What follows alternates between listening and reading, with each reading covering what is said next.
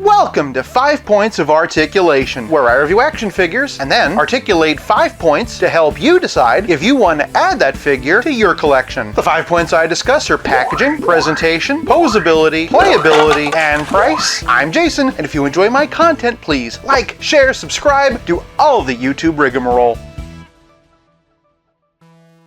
Today, we're taking a look at not one, but two all-new McFarlane Toys Superpowers figures, Nightwing and Deathstroke. Starting off with the packaging, it's that wonderful retro-style Superpowers card we know and love. Superpowers logo here. For Nightwing, we just get his logo. For Deathstroke, we get his name, which is also a logo. I do like all the little flourishes in there. Some really nice retro-style art. Nightwing, not so much. Don't get me wrong, the artwork is good, but it definitely doesn't look like a retro interpretation of him like others in the series have. One thing I don't think I've pointed out in any of these videos is that they use the old 90s style McFarlane Toys logo. Clever way of nodding to the retro style Kenner logo without actually being the Kenner logo. On the back we can see there were up to 9 figures in the new series. Only one I'm missing now is Wonder Woman. Vehicle wise all we have is the Batwing and Supermobile, but we do know that Wonder Woman's invisible jet and a new Batmobile are on the way. Of all the characters we've gotten so far, this is the closest I've come to feeling like I'm holding a brand new Superpowers figure. The Robin artwork does take me out of the illusion, but not enough to dock it, so for packaging, Deathstroke and Nightwing get 1 whole point. Moving on to presentation, and both figures stand at about 4 3/4 inches. I'm going to start with Nightwing because he's mainly reuse. Any guesses who he's reuse of? If you said John Stewart, you would be correct. Looking at the torsos, they're identical. As for the legs, the dead giveaway are the lions for the trunks and boots. It's interesting to me because neither of these characters actually have trunks. The only thing that are new on Nightwing are his head and arms. Zooming in on the head, I think this is one of McFarlane's stronger entries. Comparing him to Batman, he does seem a bit more consistent with the aesthetic of Kenner than the early McFarlane ones. That reuse does make him a bit taller than the original Superpowers Batman, which is unfortunate. I didn't mind the idea of John Stewart being taller, but Dick? He's perfectly proportioned, however, to go with McFarlane's Hush Batman, and honestly I think that's probably the thing that matters most. After all, these versions of these characters didn't exactly exist at the same time, and now all we need is a 90s style Tim Drake. The only other new pieces on Nightwing are his arms. The hands are open so he can hold his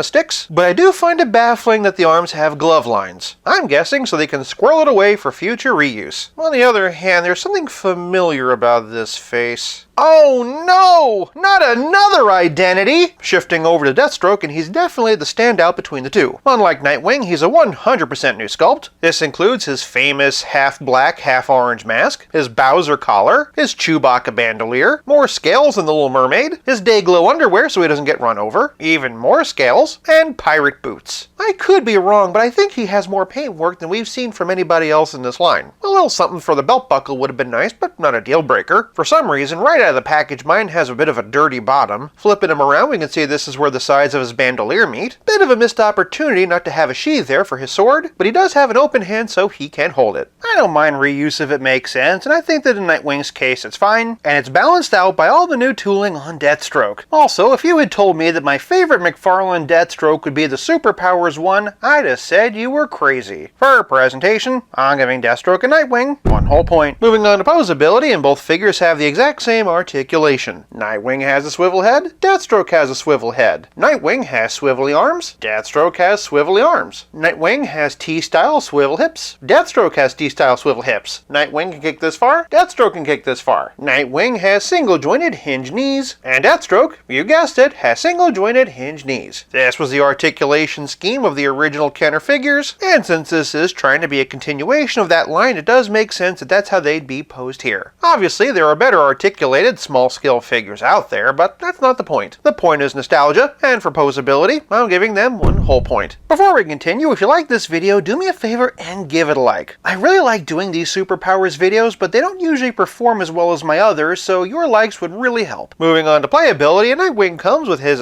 sticks. For those who don't know, they come from Filipino martial arts. I'm not an expert, by the way, I just googled it because I was curious. For our purposes, though, that translates to a 1 1/4 inch plastic rod. In the interest of keeping them safe from the Carpet Goblins, you'll want to keep your eye on those. Similar to my observation about Deathstroke, it would have been nice if they came with a holder, but it's not the end of the world. And speaking of Deathstroke, he comes with his sword. It's a nice bright silver with a yellow hilt, which, come to think of it, would have been cool if they used on the hilt of this unremovable dagger. But playability is more than just accessories and missed paint job opportunities. It's also about how well your figure plays with others. For my entire Nightwing collection, and here we have Legends of the Dark Knight by Kenner, I would love to see McFarlane make this version in scale with the original Superpowers Batman. Next up, and here we have Chris O'Donnell from Batman and Robin. While he didn't go by Nightwing in the movie, this did eventually inspire the red and black version of his costume. Here we have the new Batman Ventures, released in 1998. This was the first Nightwing figure to resemble what we know and love today. Jumping ahead to 2004, and here we have the Hush version by DC Direct. Notice he also has boots. Here's the DC Designer Series Grey Capullo version. The New 52 era brought back the love for black and red. That said, the Rebirth era brought us back to blue. This figure's from DC Essentials. Here we have DC Multiverse. This was one of the first figures McFarlane made for the line. Here we have Nightwing from Gotham Knights. He was on my top 10 non-Batman Batman figures list of 2022. And lastly, here we have Spin Master. For my only other Deathstroke figures, and here we have Arkham Origins and Rebirth from DC Multiverse. And then for some small-scale Superpowers comparisons, and here we have the original Batman. I think he looks great with Deathstroke. Here we have the Toy Biz movie version. This one scales pretty well with Nightwing. And here we have the Superpowers figure by McFarlane. I wonder how long it's going to take us to get a black and gray version of this. For a Dick Grayson comparison, and here's the Superpowers Robin. Hard to believe he grew up into Nightwing. For Batman Robin's other super friends, and here we have the Kenner version of Superman. Here we have the Toy Biz version. Definitely seen better days. And then here we have the McFarlane Superman. And then rounding out the Trinity is the Kenner version of Wonder Woman. Hopefully I can find the new one soon. In the meantime, if you're curious, here's Spin Master. Here we have the Kenner Flash, the Toy Biz Flash, the McFarlane Flash, and the Spin Master Flash. Here we have the Kenner Hal Jordan Green Lantern, and the McFarlane John Stewart Green Lantern. Here we have Aquaman, definitely due for an update. And rounding out the heroes in my collection, here we have Martian Manhunter. For some villains, and here we have the Kenner Joker, the Kenner Penguin, the Toy Biz Two-Face, the Toy Biz Lex Luthor, the McFarlane Batman Who Laughs, and of course, here they are with the McFarlane Toys Darkseid. For a relative scale comparison, here's Nightwing and Deathstroke with Pizza Spidey and the Spectacular Spider-Man. And as always, here they are with Stealth Iron Man. The line continues to grow, and I continue to love it. I particularly appreciate just how well Deathstroke fits in with the classic line. Out of everything McFarlane's given us so far, this one feels like it could be a lost Kenner figure. For playability, I'm giving Nightwing and Deathstroke